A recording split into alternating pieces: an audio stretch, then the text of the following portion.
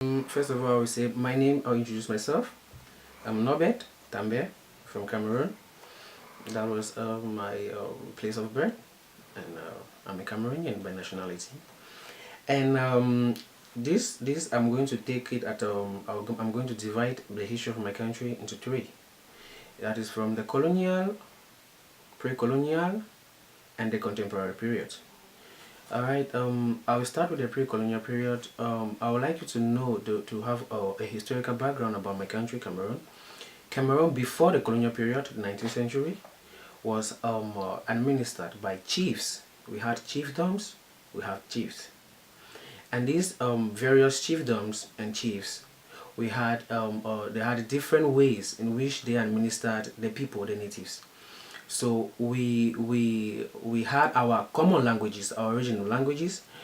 English, if you want to know, is a borrowed language. English is not our inherited language. No, it is a borrowed language from the British. So during this period, we had no schools, we had no hospitals. We live in let's say on a primitive atmosphere. We used hunting was our source of living. We did trade by barter, and we used what we call the cowries as coins. That's the money of trading with cowries in this thing. And after the pre-colonial period came colonialism. Colonialism was started at the 19th century because of the acquisition of colonies in Africa, the quest for power, the quest of natural resources, the quest of economic development in abroad, that is in Europe and America, where we saw the edge of colonialism. And maybe you want to know that Cameroon was colonized by the Germans. That was in 1884. And during this, they got the colonialism. Cameroon become a protectorate to Germans by signing treaties. The Germans signed treaties with the Douala chiefs. Douala is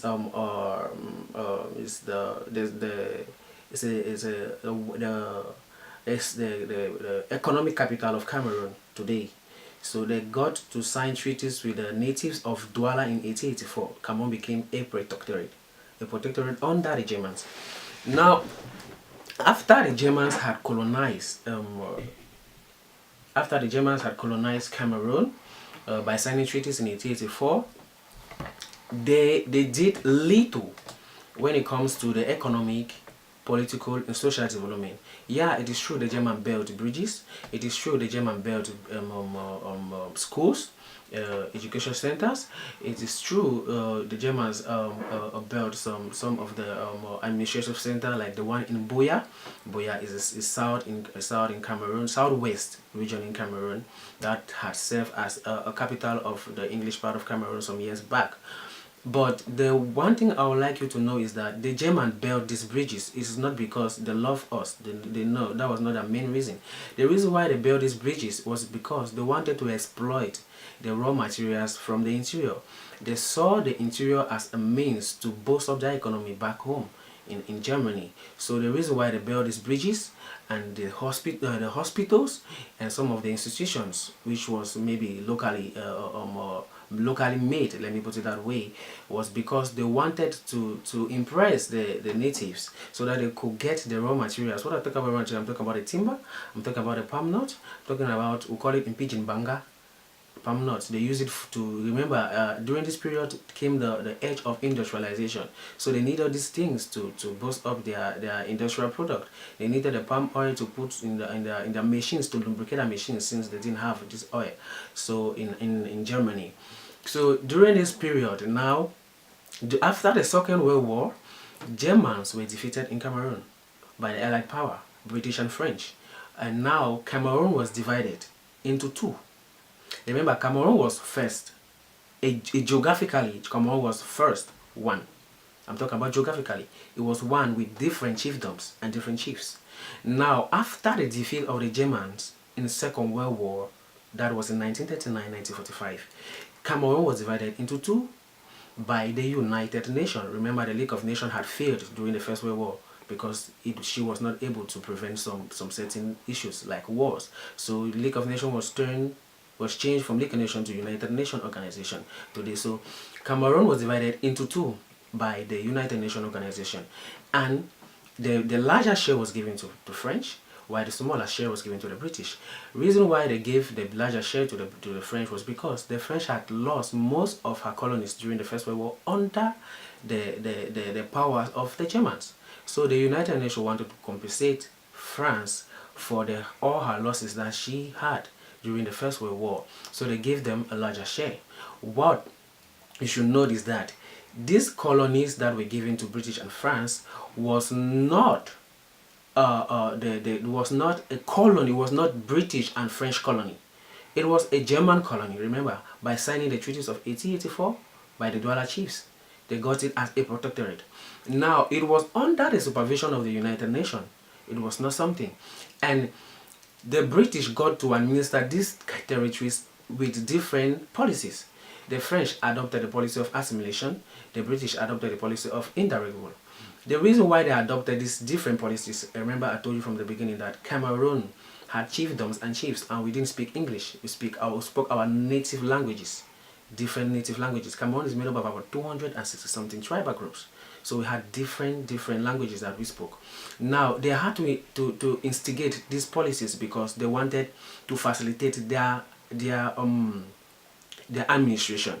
So they used indirect rule and assimilation, and indirect rule was a system whereby the British used some natives, some locals that could speak English, because they forced them to learn English.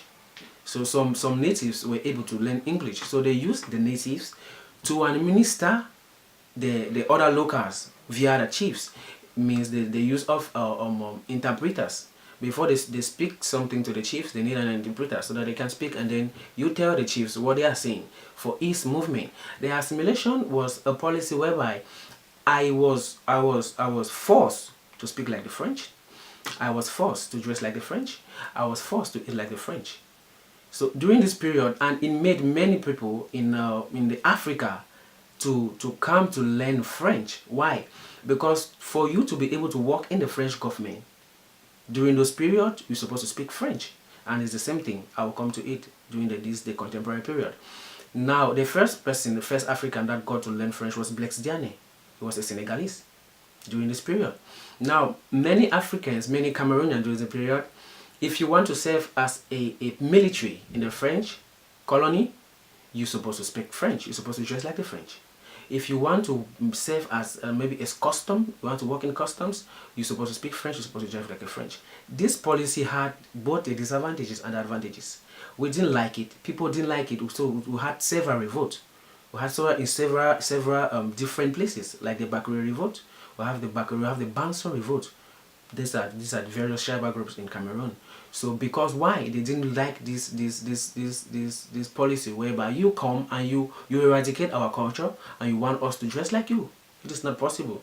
It is not possible. So during this period they had to do all these things because they wanted to facilitate their administration. Now after this period, the British and the French, it comes 1960, 1961, Cameroon was being asked a question. The French Cameroon, sorry, let me start back, but the French Cameroon got her independence in 1960 by gaining their independence by themselves.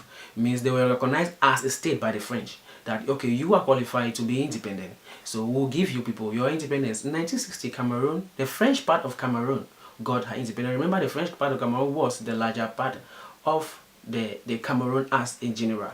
So the French part of Cameroon got her independence in 1960.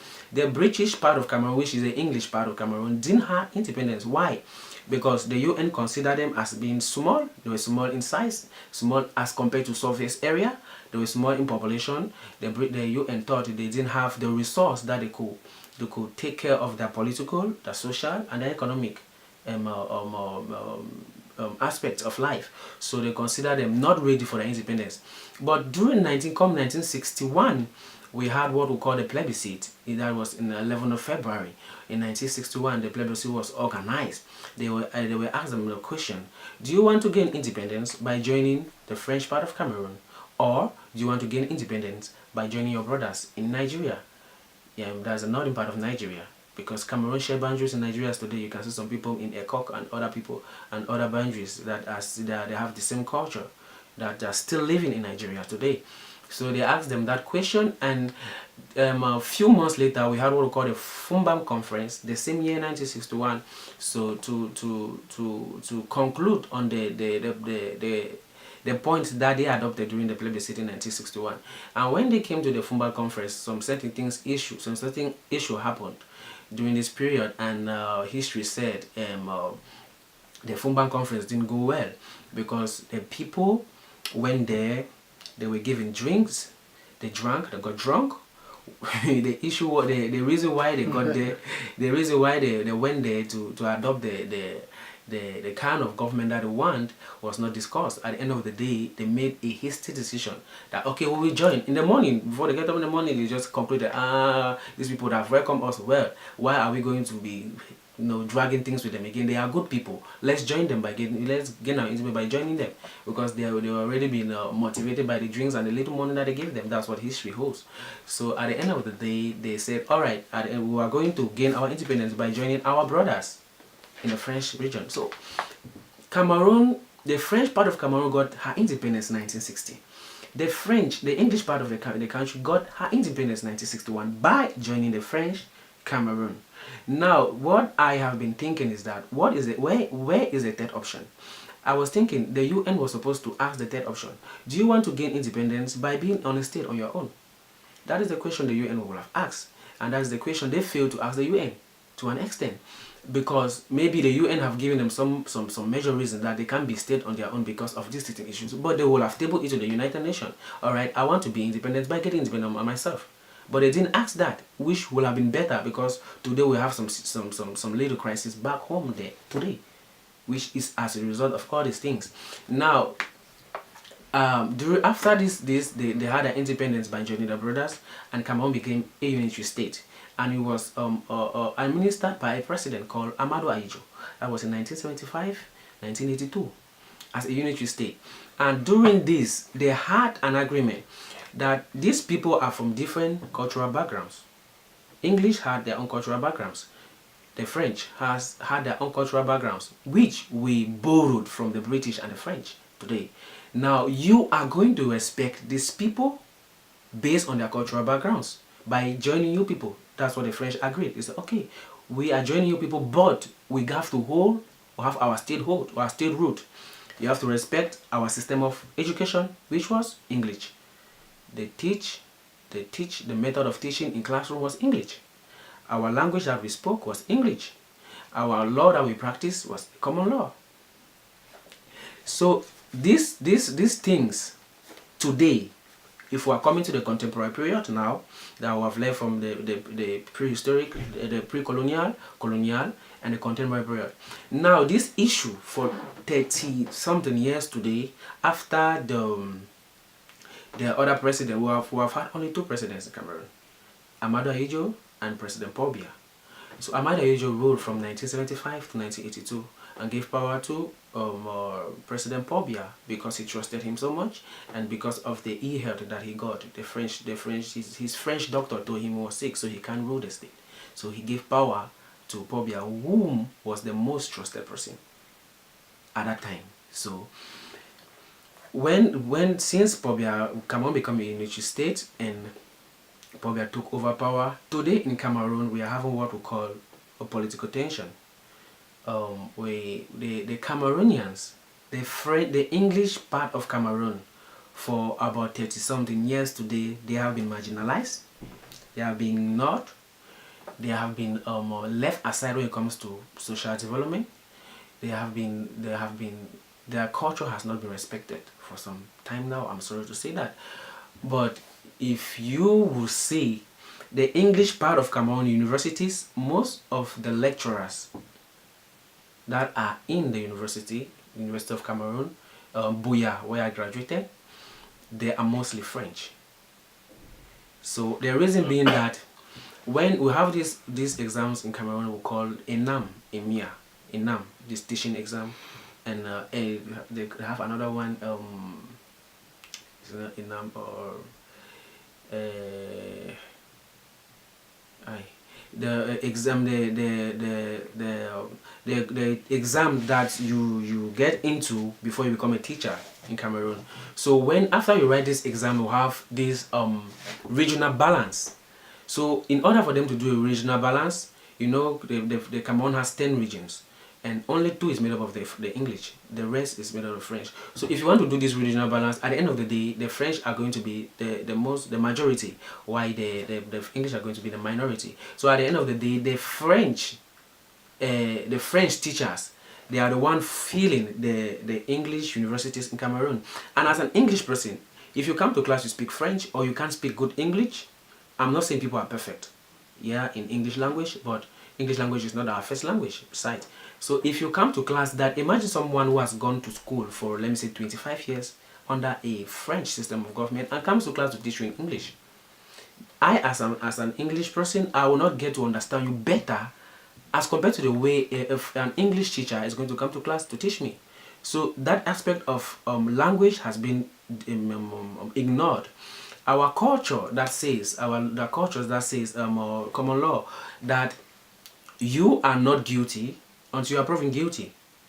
The civil law is trying to wipe away that cultural background. It is trying to make to extinct it, because in Cameroon, even in Boya, when you are accused of something, you are guilty already. So they take you, they put you behind bars. That's not what our culture says. That's not what our own law and the English law state. So they are using that French law to implement in our own English system. Even in the English zones, that's what they are doing. And people don't longer like that kind of things. So they want a change. Now today in Cameroon, we are having what we call,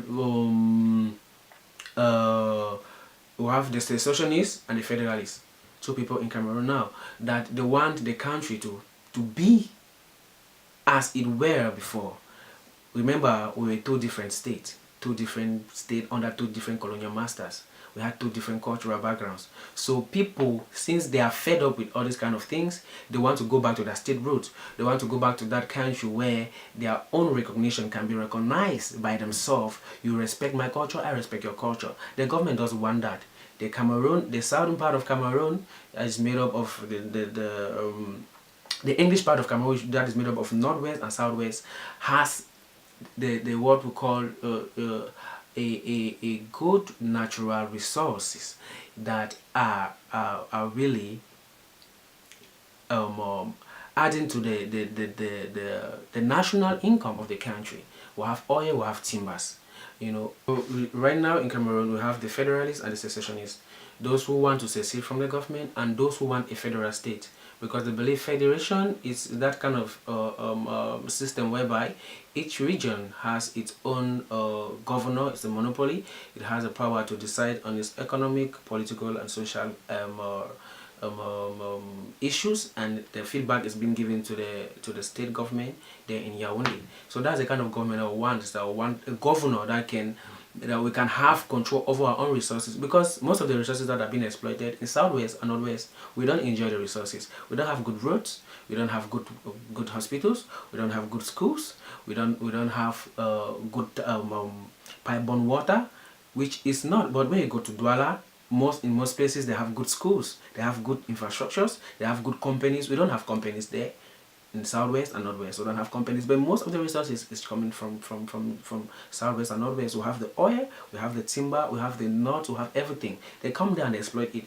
If you come to see the roads that are being constructed in northwest and southwest, you remember I said during the German period that they constructed bridges just to exploit the resources. So to my own point of view, I see those roads as a means to an end. Why? They are using that road to get their resources, because they need easy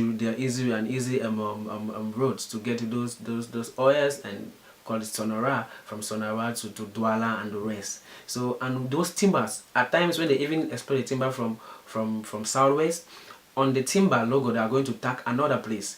Instead of putting that the timber is from southwest, maybe they can put Littoral LT, that the timber is from Littoral, which is not from Littoral, it's from the southwest region. So this kind of things has made people to be very angry. The regional people, the locals of the country, are fed up. You graduate from school, you don't have a job. If you want a job, you have to speak French. If you want a job, you have to behave like the French. The same thing the French did, assimilation. If you want a job, you have to have somebody in the government, the French government, that can pay some bribes for you to go to the job. So at the end of the day, we don't have the opportunity. They have concourse that comes in Cameroon, like the concourse like Enam, Emia. But before you get to that concourse, you make sure you have somebody in power that can give 10 million for bribe, 10 million say for France, that can give 20 million say for France. And if you don't have that person, remember, to us the Anglophones, we don't have the company, so we don't have people that work, that have that kind of money. What we have, the entrepreneurs, we have farmers, we have these cocoa dealers, and most of our cocoa boards have been blocked. Our bank that used to give us loans, maybe farmer, they give farmers loans to establish their farms and grow, they have been closed. All of them have been sent to Yaoundé. All the machines and the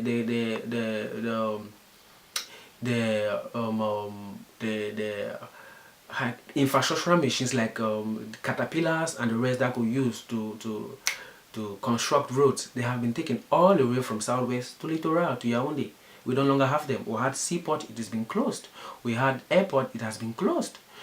We have a deep seaport in Limbe that can be developed, and if it develops, look, us the locals there in southwest, we are going to enjoy, because we are going to have some products that we can buy that at a low cost. But the government has refused to develop the seaport, which is a natural deep seaport. You don't need to dig it. But at the end of the day, they go to Kribi. There's another place in the around before you arrive Douala called Kribi, which is not a natural seaport. They dock it. A lot of money was spent to construct the seaport. Meanwhile, we have a seaport that is natural. You just have to come and develop it. That's all. You don't need to spend more. They rather go and spend more on something that is not natural. Because why? We are Anglophones. They don't want to do that on our state, because they know if they do that, it's going to bring economic development. It's going to bring social development. It's going to bring maybe political development. We'll start reasoning that, oh, this thing like that is beneficial. So they don't want to do those kind of things. And the people that have realized that, they don't want it anymore. And the English people, they want to secede. That is why the secession has come in. That's why the federation has come in. And I believe in the government. The government, I see this as a challenge. As a governance, you have to go into dialogue, a plain dialogue. You come and you sit people on the chair and say, okay, what can we do to solve this problem? We don't want to secede. We are brothers, we have been living for long. Let's do something that is mutual. You benefit, I benefit. Maybe you put some policies and rules, and then at the end of the day, everybody goes separate, satisfied. But at the end of the day, the people, they have been having some dialogue, but to the Anglophone leaders, they don't think the dialogue is satisfying, because before they call a dialogue, you have to, you cannot come to a dialogue with military. It is not correct. If you want to have a plain dialogue with me, come to the dialogue like, you respect my identity, I respect your identity. Because you're a minister, you want to come to a dialogue, you have to come to the military. You are frightening me, I'm under threat. Maybe I will not be able to discuss things I want to discuss with you, because at the end of the day, maybe if I discuss you send me to jail or something like that. That's why I asked you to stop the video. That's the thing that is happening in Cameroon. If you want to go to a dialogue, you see military everywhere. You say anything that is contrary to the government, you are in jail. that is you see, to an extent, we live in a democratic world, but democracy to an extent, to some countries, it is ignored.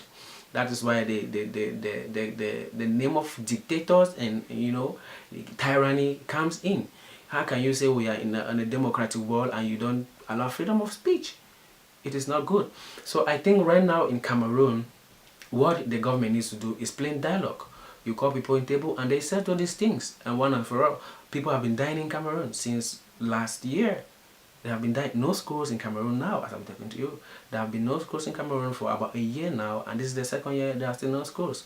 There are still no schools in Cameroon. University will be open maybe in October, and I don't know if it's going to push through, because the problem is still not settled. It's not settled. Schools have been burning, hospitals, shops. You don't even have, they cannot open your shop. Why? Because of all these things, and this is leading to economic deprivation, and is also perpetuating hunger, because people that have businesses, entrepreneurs, they can't open their shop because we have what we call ghost towns. So the leaders have declared what we call ghost towns from Monday to Tuesday, Wednesday. You are going to pay a tax, and they are closing your shop. How are you going to make a profit? And also one thing I've realized in Cameroon is that even if you want to be an entrepreneur in the English part of Cameroon, if you want to be an entrepreneur, if you want to be an entrepreneur, let's say you have 200,000 francs as a capital. If you want to open, say, a business for 200,000, to me, I think it is small, because at the end of the day, you're not going to succeed. Why? Cameroon, their government is so money minded. Let me say money minded.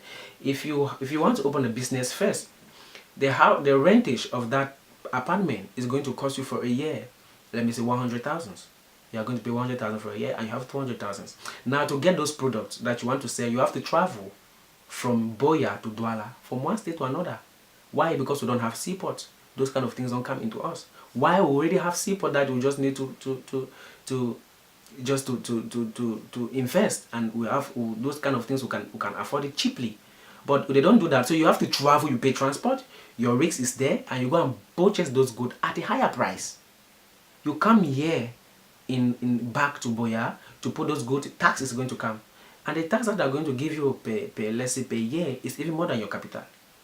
So why don't they give opportunity to entrepreneurs? Okay, operate for this number of years, free. We're not going to put no tax free for this number of years. And during these years, you people that are in this particular region that don't pay tax for 3 years, okay, you people are going to help in the construction of this road. Let's say help, it doesn't mean you people are going to do it. But if the government come up with a project of, okay, we want to construct this road in this area, you people that have not been paying tax for 3 years, you contribute something that you have. If you say you want to construct maybe a hospital, you people are not paying tax for 3 years. All right, contribute something. That way you are promoting the entrepreneur, and you are promoting development at the same time. That's the thing I think Cameroon government should do at this particular moment. So that is the thing about Cameroon as for now. It was two different colonial masters. They have that different colonial administration and different colonial backgrounds and languages. You because you are the majority, you don't have the right to wipe away my own culture. Because you are the majority, you are in the government, you have the power, and you receive instruction from France. It's the same thing. During the assimilation period, the colonialism, that's what the French did, assimilation. So they are trying to make us speak like the French. They are forcing the French onto us. If you go to Douala, for example, if you say good morning, please, I want to buy something, je ne comprends pas français, anglais. That's what they're going to say to you. Je ne comprends pas anglais. Parlez en français. But if they come to the English zone, like Mboya, Bamanda, they are not going to say good morning. They are going to say bonjour. So at the end of the day, we are speaking French in our own region that is Anglophone, English-speaking region. We are speaking French in their own region that is French zone. So the English language to them is nothing. So people are not happy about that. Then economical development, it is also a problem. We cannot be having most of the resources in a country, and you exploit these resources.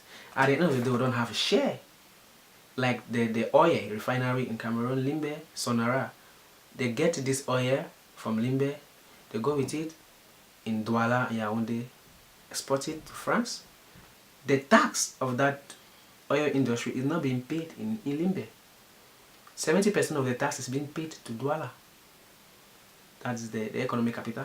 Just only 30% is paid to Limbe. Why? Why should it be like that? That refinery is in Limbe. The tax supposed to be paid in the Limbe Municipality Council for their own development, but they don't do it like that. They take most of the tax they pay in Douala, and Douala is there developing. If you go to Douala, if you come to my country, you understand what I'm saying. When you go to Douala, you realize that, oh, this place is nice. When you are driving to Limbe, to Boya, we are just there. You don't see any development, you don't see any infrastructure, you don't see any company, you just see traders. That is not fair. For how many years? It is not fair. So everybody has to have an equal taste of that national cake. You cannot engulf it in a particular maybe people. It's not fair. So that is the reason of everything that is happening. Identity, economic development, social development, and education. You cannot bring me up. You cannot be bringing me up in a French system of education that at the end of the day, my own system of education is going to be wiped off from me. I have to study French. I have to learn the French language because I want to work in the government. No, you respect my own language. You teach me English. That is my own English. That's my culture. English is my language that I borrowed, because English is not our predecessors' language. We borrow from British. So that is the thing. They have to respect that. Mutual respect is, I think, is going to be the best thing for Cameroon. Nobody want to secede from our borders. Me, I don't want to secede. I'm not for secession. No, but I'm for equality. Think if equality at the end of the day is going to flow in Cameroon, I think everybody is going to be fine. If at the end of the day you respect my culture, I respect your culture, why should I come and fight you if you are respecting me? If I have a job, maybe if I want to apply after my school, I want to apply maybe for a job, I can just apply in my Southwest, not going to Yaoundé to go and apply. If you want to certify a document, let's say there's a concours, you want to certify a document, there are some documents you have to go and certify in Yaoundé. Why? Because the offices are not in Boya, they are not in Bamenda, they are not in Limbe. Those kind of transportation that you waste is for what? Those kind of institutions, why can't they just open it there in Yaoundé and I mean in Boya and Limbe? You can just certify documents there. It's easier. So those are the kind of things. Yes, and I guess it's all about money, not nationality. Because in Russia is the same situation, maybe the most of the taxes paid in Moscow. So it's a very centralized country, Russia, yes, as a Cameroon as well. So you can see prosperity of Moscow, and if you go to other regions, you can see that they are not so prosperous, yes, and they are depressed as in the Cameroon. But you think that United Nations undermined, yes, this national peace and prosperity, yes, national peace. When they divided country into two parts. No, I don't think, to a greater extent, I don't think the United Nations did bad to divide Cameroon into two parts. Remember I said during the First World War the French had lost most of her colonies. Her colonies during colonization because of the acquisition of power. That is, to be able to compensate the French, the United Nations had to give in some colonies back to France that she had lost during the First World War. And among all her colonies that she lost, Cameroon was one of the richest. It's the richest colony. So France wanted majority of Cameroon because she had lost a lot.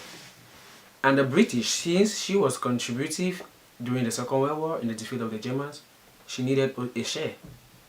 So United Nations was just trying to create peace between France and the British, between the French and the British, so that it will not prolong another war. Because if to a greater extent France, the United Nations said, okay, I'm going to give the whole of this colony to France. What about Britain? They contributed during the Second World War to fight against Germany. So if you are giving this territory to France, it means you want war, because the British are going to say, so you want to give this territory that I fought to have to this person. Alright, I'm going to wage a war. That's it. Selfish aims. So at the end of the day, the United Nations was to a greater extent trying to create peace between France and Germany, France and British. So, and Cameroon is still a rich country, yeah? Yeah. Full of oil and oil, timber, resources. cocoa, everything, coffee. We have everything. Yes. Everything you can imagine. But who is ruling the country? Our President Paul Biya. Yes, and local corporations or foreign corporations, companies. We have foreign companies. Cameroon, foreign companies, international relationship with French, international relationship with British, international relationships with many foreign countries, which I cannot to name all of them. And they are also contributive to this problem. If you go to the seaport, the custom of Cameroon part of the custom in Cameroon is made up of, there is a company in the custom Cameroon is the French. So the French, they are there to collect taxes on the custom, and most of the taxes are being collected and sent to France. So when you want to import a good to Cameroon, you realize that the tax that they are going to levy on you, the tax duties and borders, to have different companies like the French. You have the French company that is there in our Cameroon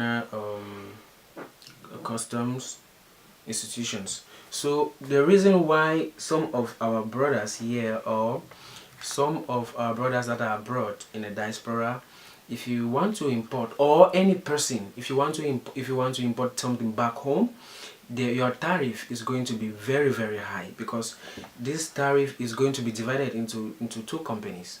Now the French want their own share, and us Cameroonians want their own share.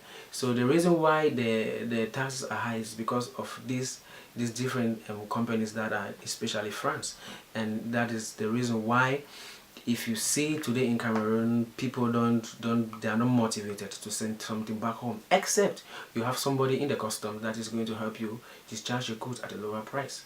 So that's one of the things in Cameroon concerned to tax international relations. So I think in order for us to have a better or a moderate tax custom duties in Cameroon, I think first of all we have to eliminate all the foreign companies that are making our taxes high. Like the French company, we don't need them. We should eliminate them. They should go back to France, or maybe some in some other place, and to go and do their business. Because while they are there, they increase our custom duties and every other thing. So we can import things back home. We can enjoy goods to want to enjoy that we can't produce in Cameroon. We can enjoy them because we cannot import them back home. Their taxes are going to be very high. So that's why most of the people, when you come here, you see something you want to get, you can buy it, but you cannot send it back home because the taxes. Most of them decide to send their goods via Nigeria. Got to know that because the custom duties is very, very, very, very low as compared to Cameroon. So that's the reason concerning taxes in Cameroon. Don't you think, Norbert, that your country is colonized? Yeah, I know. In this way, in economic way, by The French. France. Yeah. Yeah. I know that Cameroon has been under the influence of France for 30 years of reign today. You can't deny that fact. Because they are the ones that most of them are usually say, in quote, that we are still not independent, we don't still have our independence. We are still a dependent country. Because that our independence that we call 1960, that Cameroon got, it is fake. How can you say you are independent and you still use the CFA France? And they get to control our money value, increase the CFR, sometimes increase, sometimes they devalue it, and that leads to the depression of economic growth and consumption of goods. You can your income that you have in Cameroon at times is more than your expenditure. Your salary is more than your expenditure. How can you explain that? You are being paid in Cameroon. It's because of the devaluation of the CFA, the currency. If you are being paid 50,000 per se in Cameroon, your house rent already, an apartment is already for a month is about, let me say, 20,000. You have to put aside precautionary motives. You have to put aside motivating motives. You have to put aside speculative motives. If you fall sick, in case, if you have to dress, you have to eat, you have to send your students to school. At the end of the day, that 50,000 CFA francs can do anything to you. So the circulation of money in Cameroon somehow is good, but the value of the CFA francs, because we are still a country under another country that has a strong hold of our independence, we can't move forward. So they control our CFA, they devalue it, and they want to devalue it, they increase it, they want to increase it. First of all, it has never been increased, to my own point of view. I don't think it has been increased, because if CFA France maybe will have maybe gotten a value in Cameroon, by now we have been living maybe a moderate life back home. So if you want to live a comfortable life, you're supposed to be a rich person. An average person in Cameroon, I don't think if you ain't even 100,000, it's not enough in Cameroon. 100,000 is not enough. You can't live a normal life like other people do live. But when you work in the government, maybe that is why corruption is so high in Cameroon. not too high, but it is high. It is there. People get to embezzle millions of CFA francs because the one they have, they say human wants are never satisfied. The one they have is not okay for them because they have a lot of things to do. So the economy, everything have to be rescheduled in Cameroon for a better Cameroon, a better economy, a better society, and a better place. What should be done to change the situation in Cameroon? One, I think the change of power, maybe the people. Let me put this one generalized. I think the citizens, the Cameroonian citizens, I think they are fed up with having one president for over 30 something years. That is not correct. And maybe you have to reshuffle the cabinet reshufflement. You need young people that can rule the government with these young ideas, with good ideas of entrepreneurship. Because I think Cameroon is facing the problem of employment today too much, because employment is a global issue, but when it becomes so pervasive in a country, it becomes very difficult for people to live. I think they should first of all, we need to change power. The president needs to step down for another person to come with different ideas that can help reshuffle the cabinet. All the ministers and the prime ministers that are there, they should go and rest. They are old already, 80, 70 years. Why are you doing that? I think you should go and rest. For young people for 40, 50 years should come with different ideas. It's going to help to restructure the economy of bringing people of the entrepreneur. Our institution in Cameroon is theories.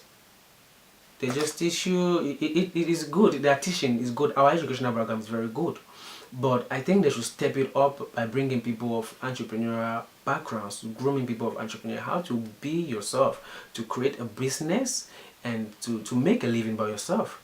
Those are the kind of institutions we need in Cameroon now, and I think we should put some policies in corruption, embezzlement, maybe some kind of high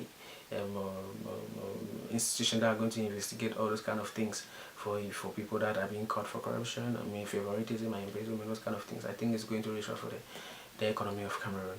And France should be limited in business wide. When it comes to international relations, I think France should be cut off.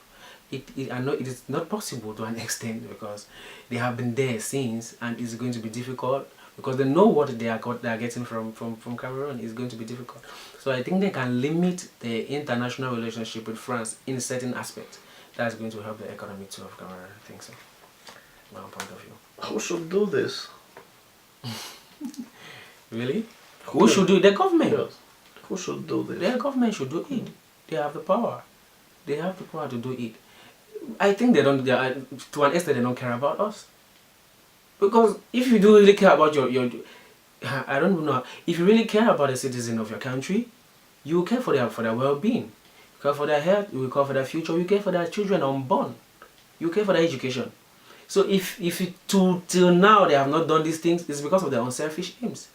You have a private jet, you have houses of 100 millions in other countries, not even your home countries. Your own children are going to good schools abroad. Their own children are living good lives. They are having millions of CFA francs in their account. And this money is our money, our tax money. I pay tax in Cameroon. People are paying tax. And you take this money for your own family. It is not good. They have the power to do it, but they don't want to do it because they enjoy the world only with their family. It is limited only around that milieu, which is not correct. So I think circulation of the decentralization of power should be established in Cameroon. That's the way the federation stuff comes in. For everybody to be benefiting in the national resources, let there be decentralization of power. Share the power. Power should not be centralized as it is now. It should be decentralized. You give power to the local chiefs, you give power to the people, you give power to the governor, you give power to the mayor to do certain things. I think it's going to benefit everybody in the country. Not you having the power and then you get the resources, you get the money, you give to your family, you give to your younger. It is not good. It's not good. You are there for us. We are there. Without us, you can rule the nation. The nation is made up of you, me, and other people. So you can't rule the nation without us. What is the need of you being a president if you don't care about your people? Then you should just back down, So that's the thing. They have the power. They should do it. The government of Cameroon should do it. Norbert, how many people like you uh,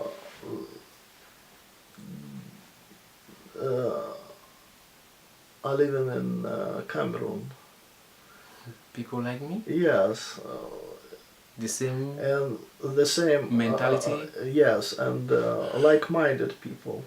Um, I think many of us, all Cameroonians, are educated. To an extent, they are educated.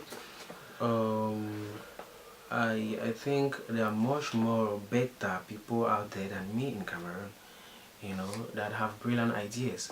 But it's because our country is so engulfed, and it's as if we're in a cave. Like what Socrates said, allegory of the cave.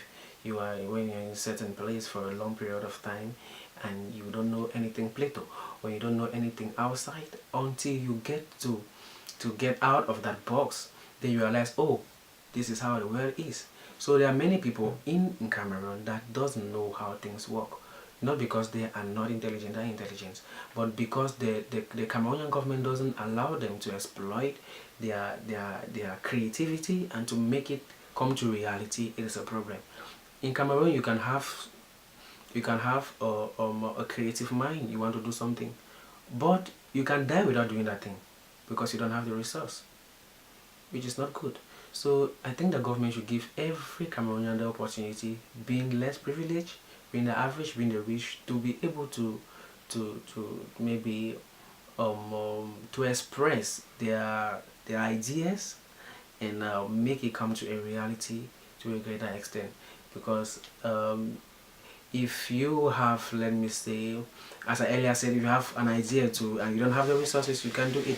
Remember, it is good to know that entrepreneur, you don't need too much money for you to be an entrepreneur. You need to have the knowledge of how you want to market your product, where you want to market your product, and why. And all these three things, I think most of Cameroonians, they do have it. But you can have the why, but you don't have the how. How are you going to do it without a resource? You can have the how, but the how is not enough for the government. The Cameroonian environment. You can, as I earlier said, 200,000. You want to open a business, you have to travel to another place. Their capital is going, diminishing. What if you just open a seaport? I will just stroll by 500 francs. I'm there. I just pick the product very cheap. I come to my business. You lower the tax per month. You give me, let me say, 3 years, like what they do in Ghana and other countries. They give you free tax for 3 or 5 years. Okay, you establish without no tax. At the end of the day, if you want to contribute, maybe for a hospital, maybe if the government want a project, maybe to build roads, maybe to open schools, and then all of you that have not been paying tax for this amount of years, you are going to chip in something. I think the people are going to be very, very happy with that.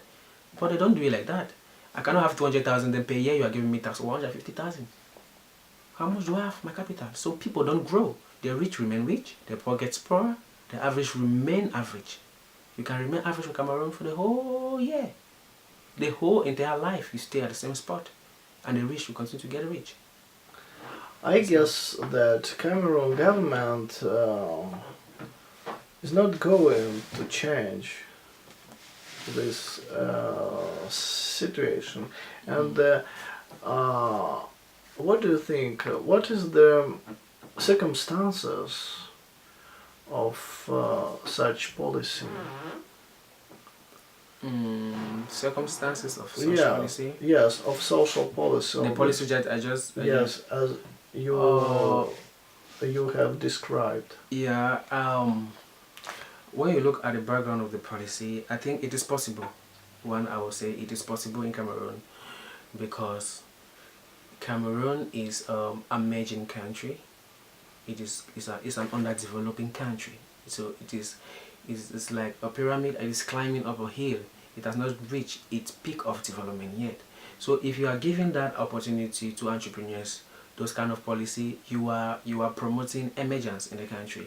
In the long run, 5 or 6 years, that those people that you have given them free tax in that particular community, at the end of the day, they are going to contribute more in the development and maybe development of roads, as I earlier said, and other things, which is going to foster, and they are going to also be able to enjoy certain things that the rich enjoy. They should cost the cost of production in Cameroon. In Cameroon, we have products, we have a lot of raw materials, but we tend to consume those products at higher prices.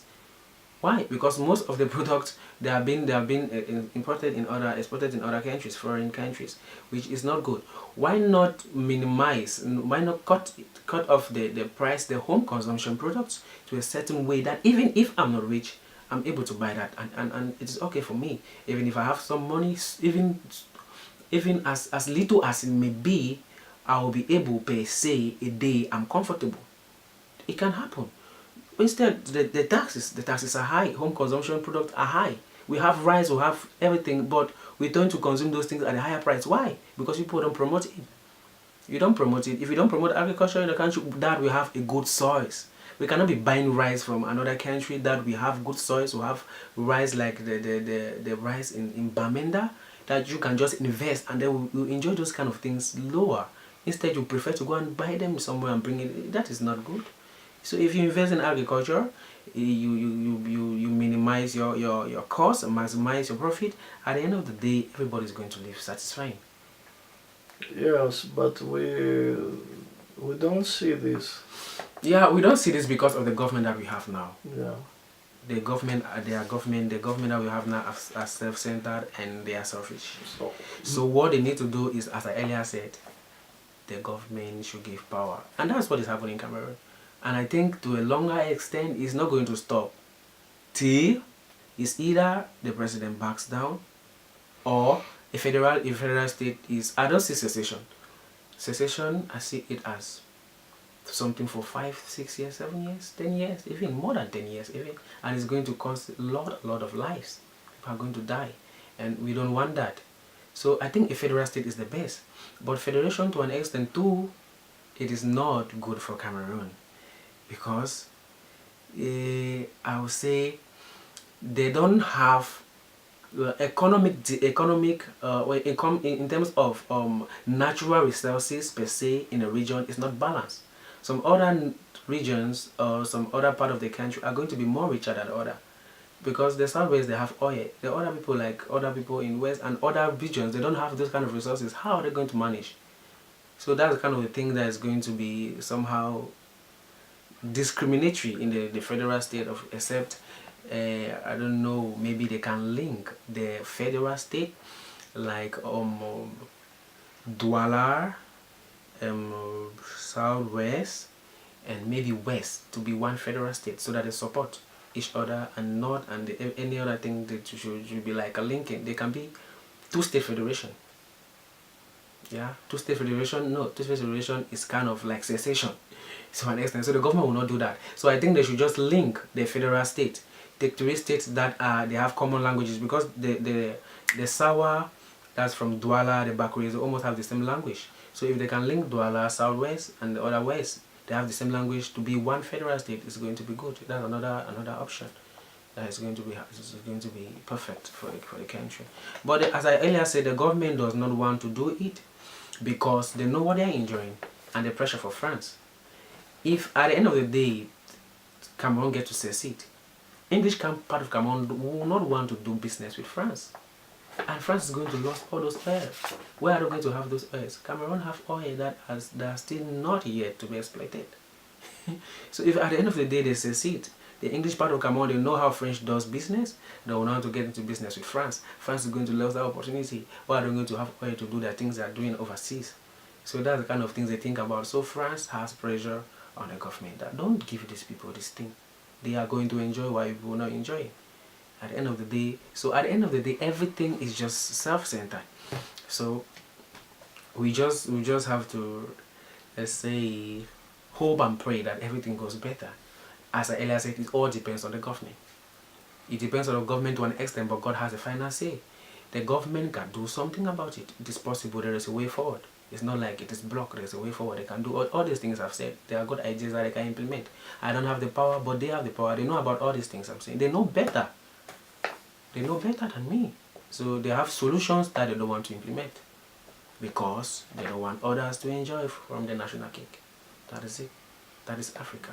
So I guess you need a revolution. Yeah. No. We don't need a revolution. We don't need war. Cameroon is a peaceful country, so we don't want anything that is going to cause life. We love ourselves so much, so I don't think a revolution is a good thing. No. We don't want war. You look at all the countries in Africa that fought war, like Sudan, North and South Sudan, people died, and now they have separated, things are not moving well. So we don't want a kind of situation, we don't want to lose life, we have lost enough. So I think with revolution, no. We don't want that. Mm. But maybe peaceful revolution. Or there is no revolution that is peaceful to an extent. Mm. Yeah, because what we have been doing is peaceful.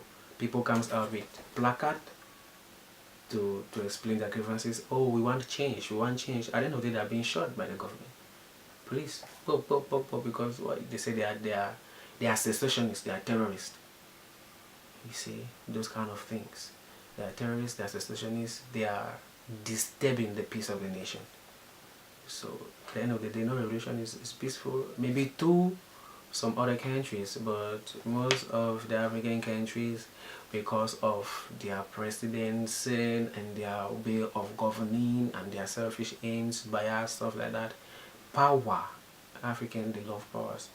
It's African presidents, they love power enough. So they don't want to give in to another person because they know what they're benefiting from there. They don't want to. Yes, it's psychological. Africa. It's not, yes, it's a psychological thing. Things, of course, and Africa. It's not about win-win thinking. Yeah, it's about win-lose. Yes, always like Russia. And okay, do you have some political prisoners or not? Political prisoners, I will say, some of them that I know, there are some political prisoners, there are some people that have been imprisoned for political issues in the past, and I don't want to go into that, but of recent, we have people that have been named terrorists. Some of them have been released, because when this protest started, some majority of the youths were arrested and called terrorists. Some of them today we don't know their whereabouts, if they are alive or they are still there. Some others in the prison. BBC Mancho, the person that started the coffin revolution, came out with a coffin and said, "Oh, if you don't do this to me, alright, people should bury me in this coffin." They caught him and they put him. He's still now in prison for more than 1 year now. That is a terrorist. That is a secessionist and those kind of things. So. Do you have an opposition? In Cameroon, there is an opposition per se. Theoretically, there is an opposition. A real opposition? Yeah.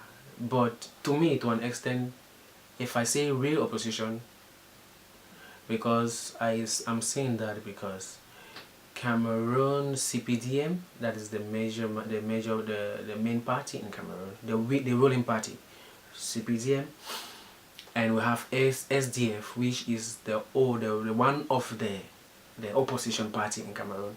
But these two people, you at the end of the day realize that prehistorically they have been communicating. They have been communicating in the sense that the CPDM gets to buy votes from them, and they get the money, they take the money and they sell their votes. So at the end of the day, they are not really an opposition. They are just there to make their own money. Say, okay, you have these votes, sell these votes for me. That's politics. You get to sell your votes to, you know very well that the ruling party is not doing well in the country, and you get to sell your votes to them. Why? Because you wanted the money, something like that. So to me, opposition in Cameroon is weak. Do you have some powerful intellectuals in Cameroon, some who have real influence about this issue to the society? Yes. Yeah, we have a lot of intellectuals in Cameroon, especially from the southern part of Cameroon. I named you. We have they call him the BBC man that I just named, that is in prison. I think he's not really an intellectual per se. He didn't go to, let me just say he didn't go to school, but he's not really an intellectual, but he has this mind of self-development and equality. We also have this senator, not Bala, Yeah, Barrister Bala, something like that. It's a barrister. We have some other one. They call him what? The chief of what Southern Cameroonian what? Chief Ayuk, something like that. It's from Memphis, Southwest region. So he's the head of the council, the Southern Cameroonian Council now. Now we have what we call Ambazonian. That's how they call the Southern Council, the part of the country now who have seceded, and they already have their name. They are English speaking. Yeah? Yes, they have their name already. Ambazonian. 11 last 2 months we declare our statehood. So 1961, 11 February. So we declare our statehood that okay, we are now independent, and now we will have a name, we will have a flag. Those kind of things are all over the internet. We have a flag which is different from the Cameroonian flag. We have a passport. Those kind of things that is show all over the media. Oh, we have a passport now. We have those kind of propagandas. So to be independent, we have some intellectuals there. Yeah. And writers, yes, philosophers. Philosophers. Oh, I think we have philosophers, intellectuals. They are same thing to an extent. Those who are driving towards this cause, each and every of them have their own philosophy. The way they think, the way they write, the way they see things. That's why we have two people now. In the English part, we have the federalists, we have the secessionists. So their own philosophy of the secessionists will have the different, like this Barrister Bala or something like that. He is for federation, but he's an Anglophone. So now we are seeing some divisions in the struggle.